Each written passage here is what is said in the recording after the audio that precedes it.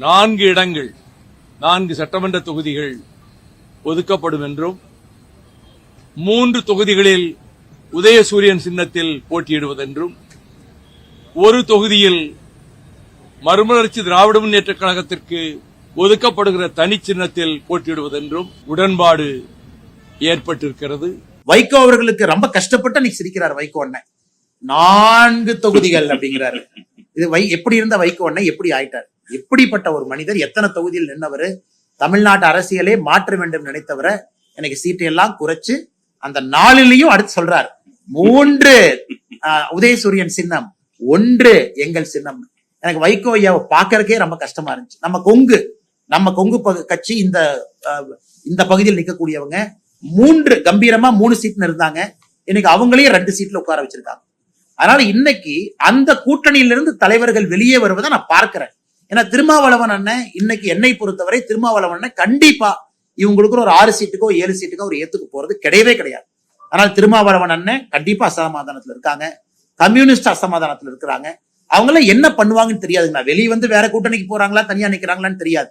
So Dravida Munnetra கழகத்தை பொறுத்த வரைக்கும் அறிவாலயத்துக்கு வெளியே இன்னைக்கு இந்தியா போஸ்ட்மேனே பயத்துல இருக்கான். ஆனா போனோம்னா நமக்கு ஒரு சீட் கொடுத்துருவாங்களாட்டுக்கு அந்த பக்கமே நான் போக மாட்டேன். சோ யாரு வந்தாலும் கூட பிடிச்சு 1 சீட்டு 2 சீட்டுன்னு கொடுத்து அவர்களோடு இத்தனை காலமா பயணம் பண்ணவங்களுக்கு 2 சீட்டு 3 சீட்டுன்னு குறைக்கும் பொழுது எந்த விதத்துல நியாயம்னு தலைவர்கள் கேட்கிறாங்க. அதனால கூட்டணியில மாற்றம் வருமான்னு கேட்டீங்க, வருவதற்கான வாய்ப்பு இருக்கு. ஏன்னா திமுகவுடைய கூட்டணி நம்ம பார்த்துக்கிட்டு இருக்கோம், உள்ள இருக்கக்கூடிய சலசலப்பை பாக்குறோம். தேர்தல் எப்பொழுதுமே நெருங்கும் பொழுது ஒரு ஃபைனல் ட்விஸ்ட் எப்பவுமே தமிழக அரசியல் இருக்கும்.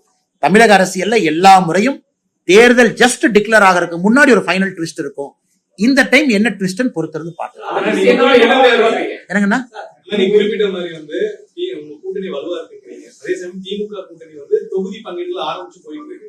ஆனா இந்த கூட்டணியில இன்னும் வந்து தொகுதி பங்கீடு ஆரம்பிக்காம இருக்கிற காரணம் ஏதாவது ஒரு பெரிய கட்சி வந்து வரவேற்காக காத்திருக்கக்கூடிய ஒரு சூழலா? அதே நீங்க குறிப்பிட்ட இன்னைக்கு ஆளுங்கட்சிக்கு வந்து அவசரம் இருக்குங்கண்ணா. காரணம் அவங்க மேல ஆன்டி இன்குபென்சி இருக்கு, மக்களுடைய கோபம் அவங்க மேல இருக்கு, உடனே பண்ணணும்.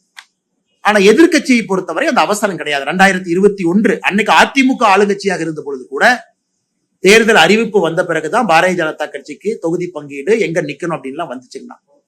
சோ எங்களை பொறுத்தவரை யாருக்கும் எந்த அவசரமும் இல்லை. எல்லா இடத்துல எல்லாரும் வேலை செய்யறோம். உதாரணத்துக்கு நேற்று நான் தொண்டாமுத்தூர் பகுதியில அண்ணன் வேலுமணி அவர்களோட பிரச்சாரத்தில் இருந்தோம்.